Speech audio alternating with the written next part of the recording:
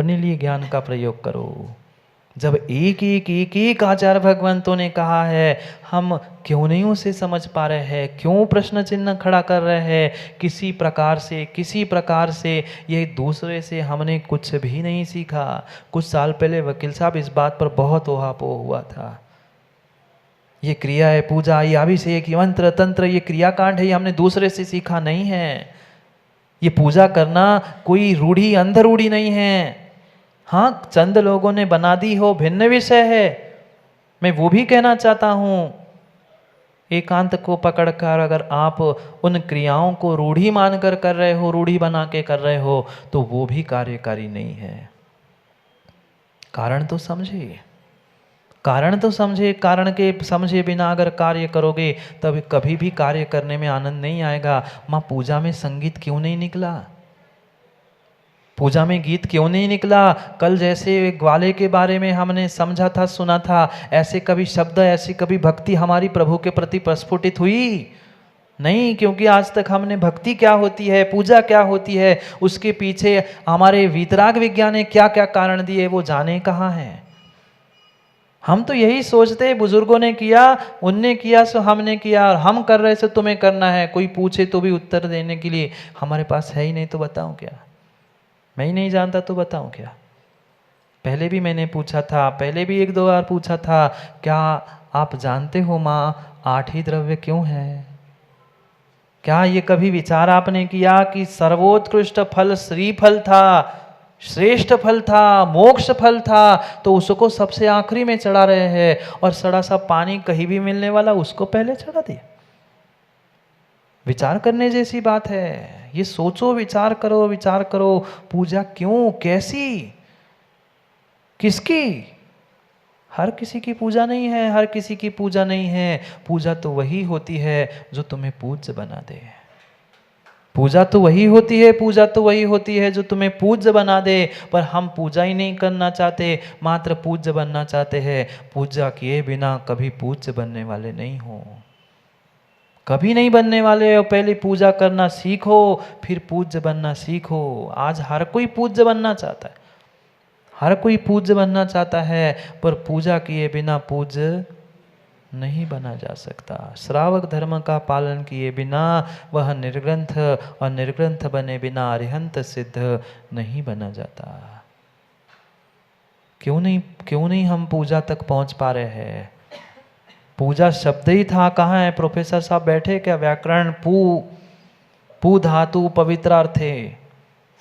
पू धातु पवित्रार्थ है, पवित्र अर्थ में पू धातु का प्रयोग किया जाता है। वह पू मेरे भीतर आ जा, वह पवित्रता मेरे भीतर आ जाए, इसलिए पूजा की जाती है। चाहे पवित्र द्रव्य हो, पवित्र भाव हो, ये सब पवित्रता मेरे भीतर घुस जाए, इसलिए पूजा करी जाती है। हमने तो मात्र और मात्र पूजा को इस थाली से द्रव्य उठाई, उस थाली में स्वाहा किया, 2-4 बार तालियां बजाई, वाह वाह किया, लोगों की प्रशंसा सुनी और घर चले गए। हम खुश हो गए, हम पूजा करके आए हैं।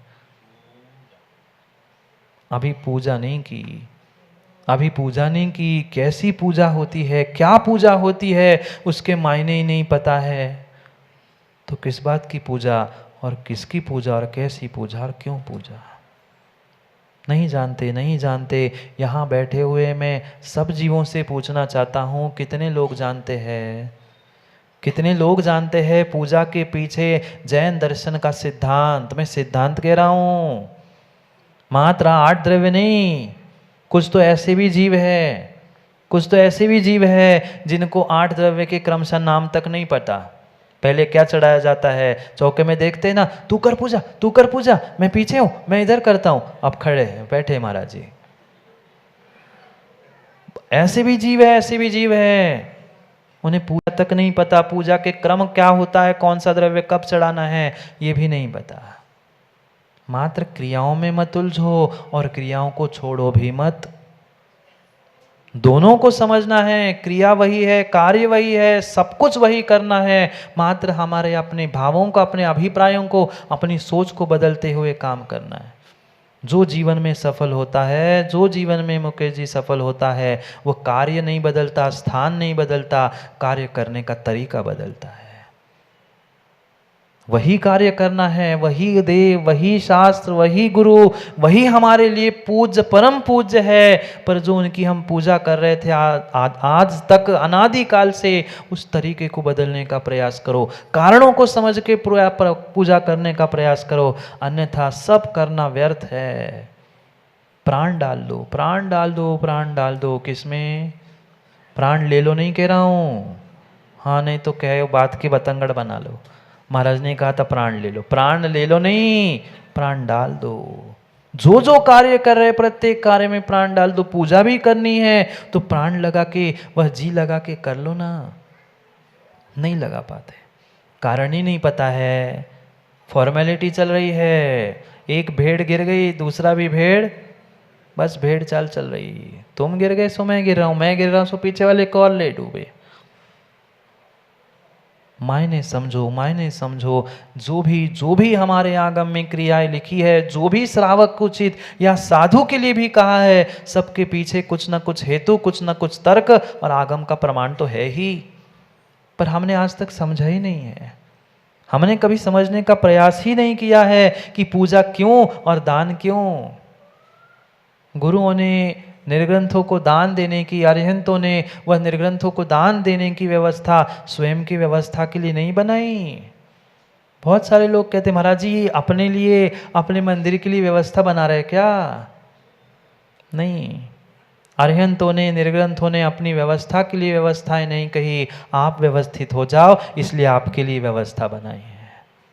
वे तो व्यवस्थित हो चुके, वे तो पूरे ही हो चुके। ये बन रहे हैं, आपको व्यवस्थित करने के लिए बताया जा रहा है। जो जिंदगी में जीवन भर पाप किया है उसको धोने के लिए दो ही कार्य है, श्रावक के लिए पूजा और दान।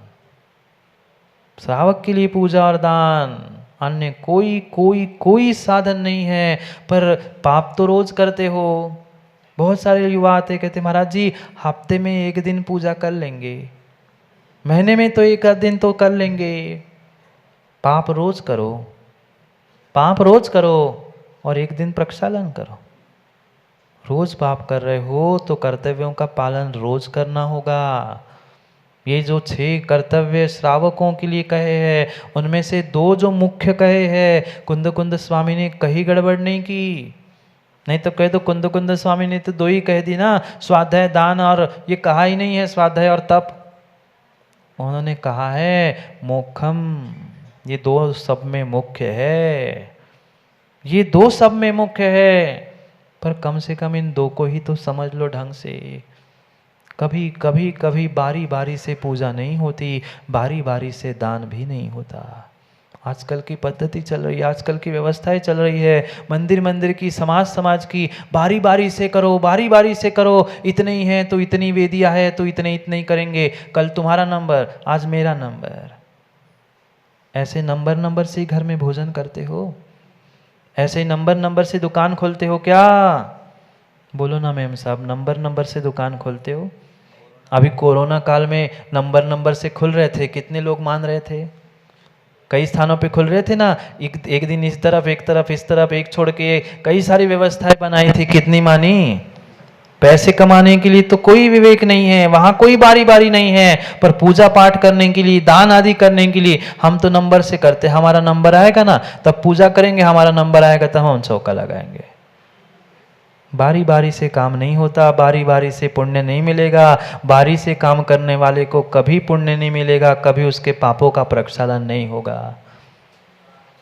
व्यवस्था के रूप में भी माँ अगर किसी को रोक रहे हो, टोक रहे हो, पक्का मानना अंतराय कर्म का आश्रव नहीं होगा ना, अंतराय कर्म का आश्रव नहीं होगा ना। ये मेरी वेदी है, ये मेरे भगवान है, मैं जैसे कहूंगा, मैं जितने बजे कहूंगा उतने बजे होगा। आपने टोका, कर्मों का लगा खोका, कर्म चिपक गए। ये व्यवस्था आपकी व्यक्तिगत हो सकती है, पर कर्म कहेगा मेरी व्यवस्था सबके लिए एक समान है। पूछो ना, पूछो ना इस युग के आदि पुरुष, आदि ब्रह्मा, प्रथम तीर्थंकर, तीर्थंकर बनने वाले थे ना, बच पाए क्या? जब तीर्थंकर नहीं बच पाए, तीर्थंकर नहीं बच पाए, हम कौन सी खेत की मूली है?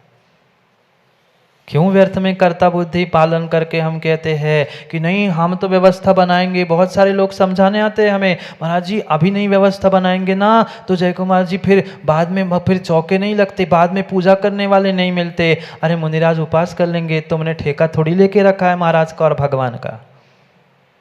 पूजा नहीं होगी तो भगवान नाराज होने वाले नहीं हैं, और चौका नहीं लगेगा तो मुनिराज भी उपास कर लेंगे। आप कौन होते हैं व्यवस्थापक?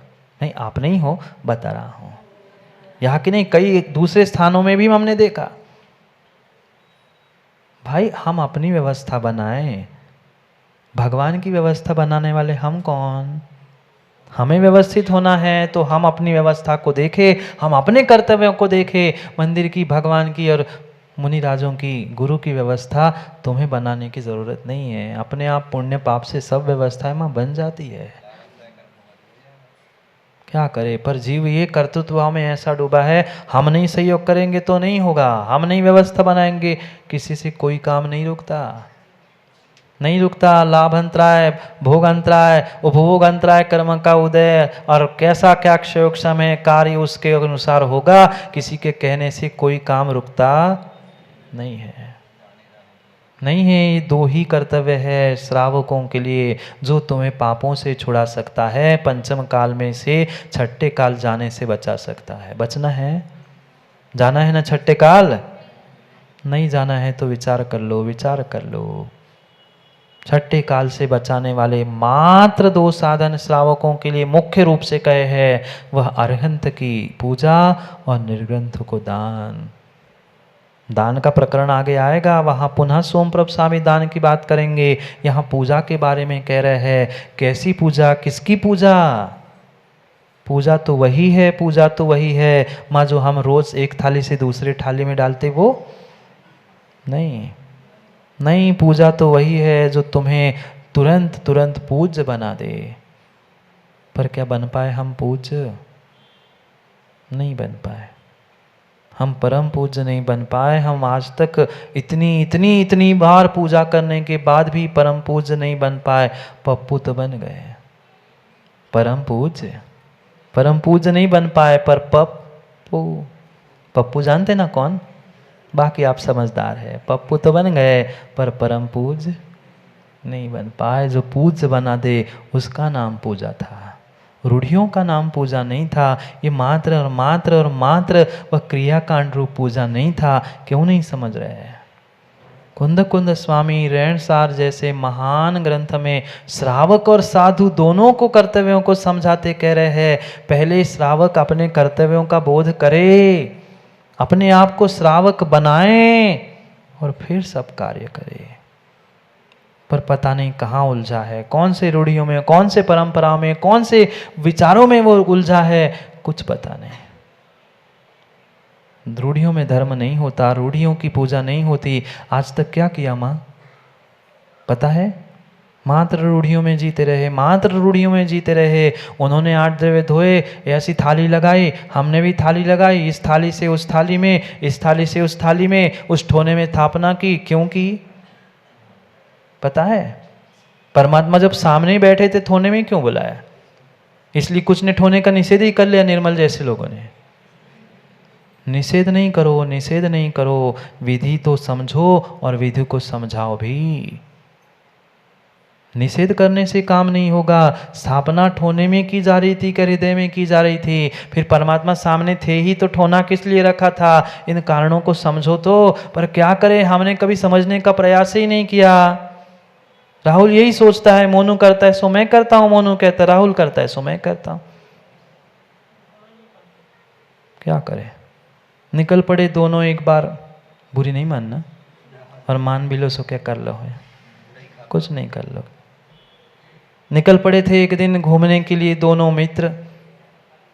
सोचा था, सुना था कि कहीं भगवान होते हैं, पूज्य होते हैं, उनकी पूजा करनी चाहिए। सुना था और देखा था, जाना ही नहीं था क्यों पूजा होती, कैसी पूजा होती है, किसकी पूजा होती है। मात्र देखा से कि सब काम चल रहे थे। आप लोगों के ऐसे ही है, ऐसे ही है, ऐसे ही है। एक एक प्रश्न पूछ दूं तो मुझे पूरा विश्वास है, पूरा विश्वास है, घंटों घंटों पूजा करने के वालों के पास भी उसके उत्तर नहीं मिल सकते। घुमाने की बातें तो बहुत हो सकती है, पर प्रमाण के साथ और तर्क के साथ उसके उत्तर मिलना संभव नहीं है, क्योंकि रूढ़ी में जी रहे। वो भी जी रहे थे, वो भी जी रहे थे, घूमने गए थे रास्ते में, पुराने समय की बात थी। वह एक राजा उस मार्ग से निकलने वाला था, जो राजा था वहां का, उस नगर का, वो उस मार्ग से निकलने वाला था। सो साफ सफाई चल रही थी। कई बार आपने भी देखा होगा, बहुत सारे लाल बत्ती वाले, नीले बत्ती वाले, बत्ती वाले आते हैं तो सामान्य लोगों तो रोड पे स्थान ही नहीं मिलता। पूरी चकाचक रोड होती, पूरे बाकी तो 364 दिन गंदगी फैली रहे उस रोड पे, पर एक दिन सफाई होती है। समझ में आ जाता है, आज सफाई है मतलब चूना डलता है, सफाई होती है, तैयारी होती है। ऐसे ही वो राजा आने वाला था, राजा का बहुत बड़ा जलूस कुछ निकलने वाला था, पूरे नौकर लगे थे, नगर की साफ सफाई चल रही थी, बड़े बड़े रास्ते की सफाई चल रही थी और पूरा रास्ता साफ किया जा रहा। बस राजा का वो हाथी जलूस पास में आने ही वाला था, अचानक एक चौराहे पर एक श्वान देवता आए। समझ गए? नहीं समझे? समझ गए? एक श्वान देवता आए। अब श्वान किसकी मानता है? श्वान किसी की नहीं मानता। वो सब रोक रहे थे, भगा रहे थे, बीच में आ जाएगा सुपर, वो कौन किसकी मानता है? वो बीच में से घुस ही गया। और जो तिराहा था, चौराहा था, बहुत बड़ा था, खूब सुंदर सुशोभीकरण किया था। राजा शायद जीत करके किसी को वापिस आ रहा होगा, उत्साह आनंद मनाया जा रहा था। चौराहे को फूलों से, पत्तियों से बहुत सुशोभीकरण करके सजाया गया था। वो दौड़ के आया और कुत्ते की आदत, श्वान देवता को नहीं जानते?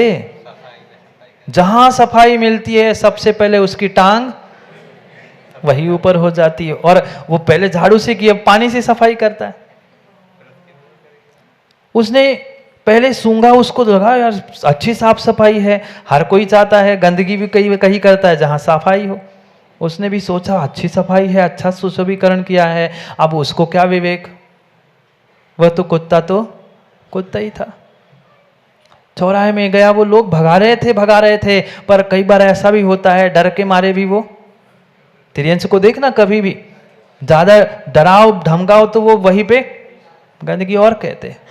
वो एक इधर से भगा रहा था, एक उधर से भगा रहा था, बेचारा वो अब कहाँ भागो, इधर उधर, वो ना इधर जा पाए ना इधर जा पाए। उसने वो टांग उठाई, देख ले 1 नंबर तो कर ली, पर घबरा गया, अब ये लाठी से मार ना दे, उसने वहीं पर